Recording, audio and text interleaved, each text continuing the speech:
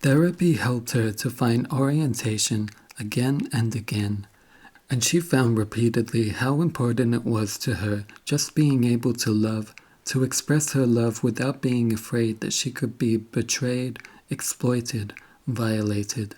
This love gave her the feeling of being whole, as she had been before her integrity had been injured. In her inner confrontation with her parents eventually, she said, "I love Michael. I want to love him. My soul needs this love like my body needs air. But I am so often in danger of suppressing my need with the help of my whole energy and my intellect. I think that I must free myself from this attachment, that it is wrong. Why? How have you brought me to feel these silly things? Maybe by teaching me so early that a child doesn't deserve respect, that he is not a person, that he can be used as a toy to play with, that he can be ignored, mistreated, threatened without any consequences. It is this message, your message, that confuses me still from time to time, that makes me sometimes feel over-demanded and under stress. But I still do not dare to feel my rage toward you and become impatient with Michael. It seems easier to feel that it is Michael who hinders me to be free because he needs so much of my time. But it is not him. I only need to look at his eyes, to see his innocence and his honesty, and I know it. I have used him again as a scapegoat to protect you. A loved child learns from the beginning what love is. A neglected, exploited, and mistreated child like me can't know it. She never had the chance to learn it. But I do learn it now, from Michael, very slowly, and I know that I will succeed, in spite of your messages. Because now I know how much I need to be able to love and no longer to have doubts about my ability. I think that Johanna's struggle for her true feelings saved not only her child's future, but also her own. Anne's story shows what can happen later to a molested child without this struggle, without therapy. Anne, 50 years old, wrote to me a few days before her death. I had a visit from my adult children today and realized for the first time in my life that I have been loved by them the whole time, and I never felt this love until today. I have abandoned them so often with various men and have actually been fleeing constantly from my children and my love for them, from my true feelings, into sexual pleasure with men who caused me so much pain and never gave me what I really needed: love, understanding, acceptance. As an infant, I was conditioned by my father to look for pleasure connected with pain and rage and to avoid true love. Was it not a perversion? I was unable to escape it my whole life. And now I can see it, but it is too late. It was too late because, although Anne could see and understand what had happened to her, she was able to feel the rage and indignation only toward her partners, not toward her father. As she wrote in her letter, she still loved and respected him. Depressive phases during therapy. A grandiose person will look for a therapist only if depressive episodes come to his aid and force him to do so. As long as the grandiose defense is effective, this form of disturbance exerts no pressure through visible suffering, except when other members of the family, spouse or children, have to seek psychotherapeutic help for depression or psychosomatic disorders. In therapeutic work, we encounter grandiosity only when it is coupled with depression. On the other hand, we see depression in almost all our patients, either in the form of a manifest illness or in distinct phases of depressive moods. These phases can have different functions. Signal function. It happens quite often that a patient arrives complaining of depression and later leaves the consulting room in tears but much relieved and free from depression. Perhaps this patient has been able to experience a long pent-up rage against her parent or has been able to express her mistrust. Perhaps she has felt for the first time her sadness over the many lost years of her life, during which she did not really live, or has vented her anger over the impending holidays and separation from her therapist. It is irrelevant which of these feelings are coming to the fore. The important thing is that they can be experienced and that access is thereby allowed to repress memories. The important thing is that they can be experienced and that access is thereby allowed to repressed memories.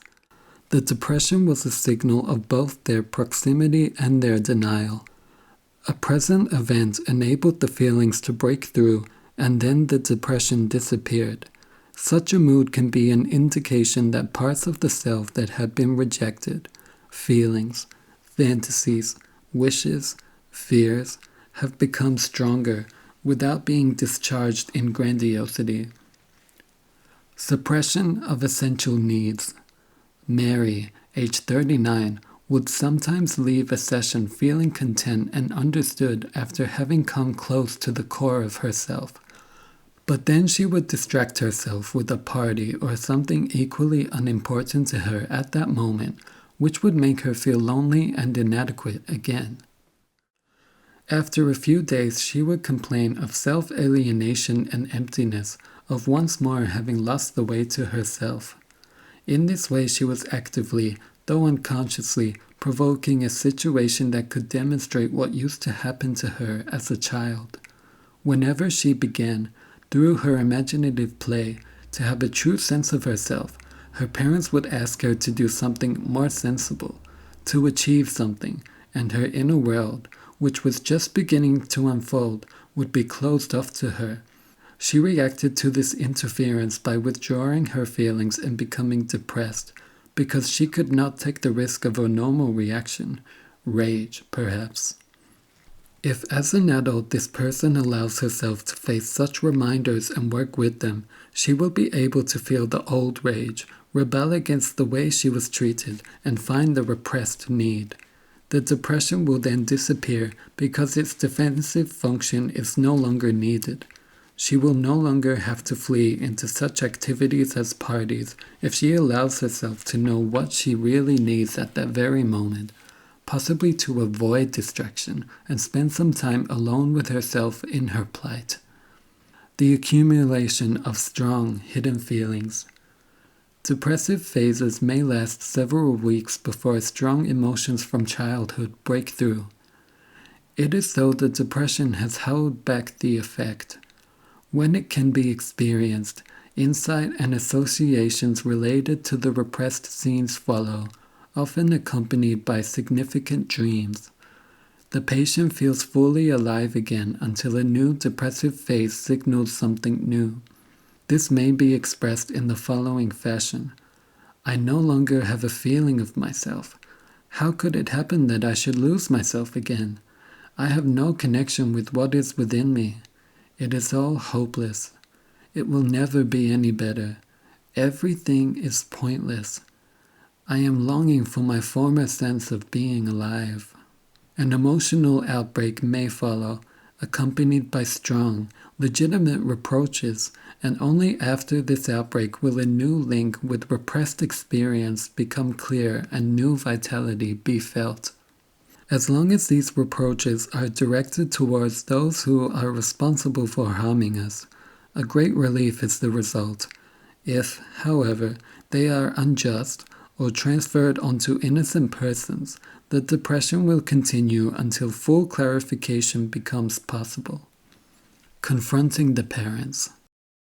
There will be times of depressive moods even after a person has started to resist the demands of his parents, as many things remain unconscious, repressed. He may, for example, resist their demands for achievement, although he has not yet fully freed himself from them.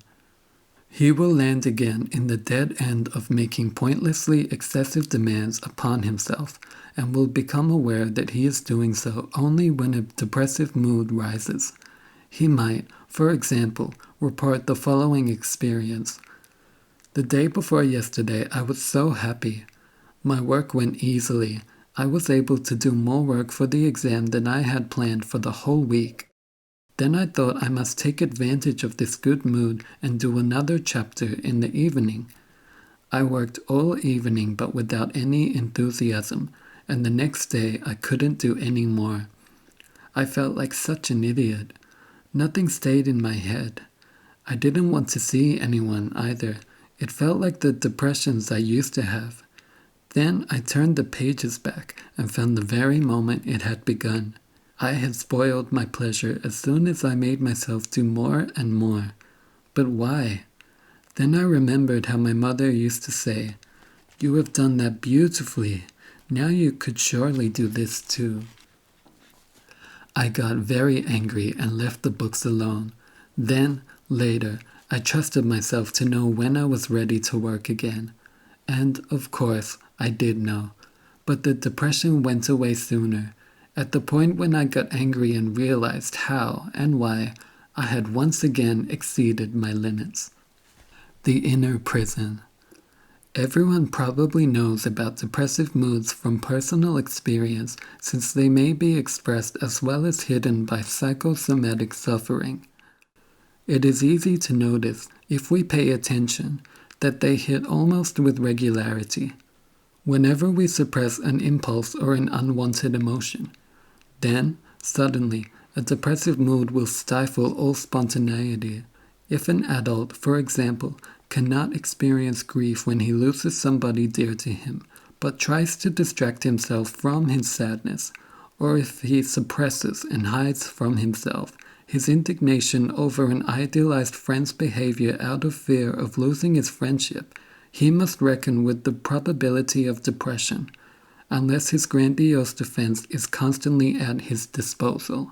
When he begins to pay attention to these connections, he can benefit from his depression and use it to learn the truth about himself.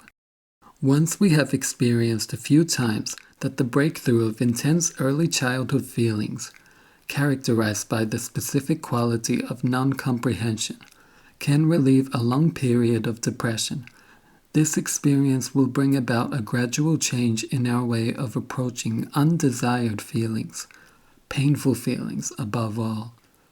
We discover that we are no longer compelled to follow the former pattern of disappointment, suppression of pain, and depression, since we now have another possibility of dealing with disappointment, namely, experiencing the pain.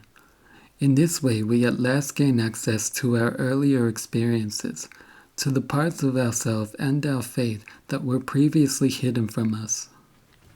A child does not yet have this possibility open to her.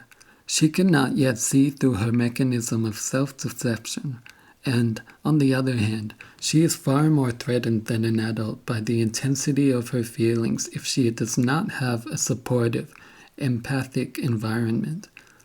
Moreover, she can be in actual external danger. In contrast to the child, the adult is not in danger when she dares to feel, although she may, of course, fear the danger of her former situation for the first time, as long as the reasons for her fear remain unconscious. The extreme intensity of childhood feeling is to be found nowhere else, except in puberty. The recollections of the pains of puberty, however, of not being able to understand or to place our own impulses, is usually more accessible than the earliest traumas, which are often hidden behind the picture of an idyllic childhood or even behind an almost complete amnesia. This is perhaps one reason why adults less often look back nostalgically to the time of their puberty than to that of their childhood. The mixture of longing, expectation, and fear of disappointment that for most people accompanies the remembrance of festivities from childhood can perhaps be explained by their search for the intensity of feeling they lost back then. It is precisely because a child's feelings are so strong that they cannot be repressed without serious consequences. The stronger a prisoner is, the thicker the prison walls have to be, and unfortunately these walls also impede or completely prevent later emotional growth. In the closing phase of his therapy with me, a patient described the new understanding that came with the dismantling of his inner wall. It was not the beautiful or pleasant feelings that gave me new insight, but the ones against which I had fought most strongly, Feelings that made me experience myself as shabby, petty, mean, helpless, humiliated, demanding, resentful, or confused, and above all, sad and lonely. It was precisely through these experiences, which I had shunned for so long, that I became certain that I now understand something about my life, stemming from the core of my being, something that I could not have learned from any book. This patient was describing the process of gaining insight. Interpretations from therapists who ignore their own childhood history can disturb, hamper, and delay this process, or even prevent it or reduce it to mere intellectual insight. A person seeking help is all too ready to give up his own pleasure in discovery and self-expression and accommodate himself to his therapist's concepts, out of fear of losing the latter's affection, understanding, and empathy, for which he has been waiting all his life. Because of his early experiences with his mother, he cannot believe that this need not happen. If he gives way to this fear and adapts himself, the therapy slides over into the realm of the false self, and the true self remains hidden and undeveloped. It is therefore extremely important that the therapist not allow his own needs to impel him to formulate connections that the patient himself is discovering with the help of his own feelings. Otherwise, he is in danger of behaving like a friend who brings a good meal to a prisoner in his cell, at the precise moment when that prisoner has the chance to escape, perhaps to spend his first night hungry and without shelter, but in freedom nevertheless. Since this first step into unknown territory would require a great deal of courage, the prisoner may comfort himself with his food and shelter and thus miss his chance and stay in prison. Recognizing the fragility of the healing process obviously does not mean that the therapist must adopt a mostly silent and hurtful attitude, but merely that he must exercise care in this respect. It will then become possible for old, unremembered situations to be experienced consciously in their full tragedy for the first time and be mourned at last. Apparently, for many people that works more effectively without the help of therapists.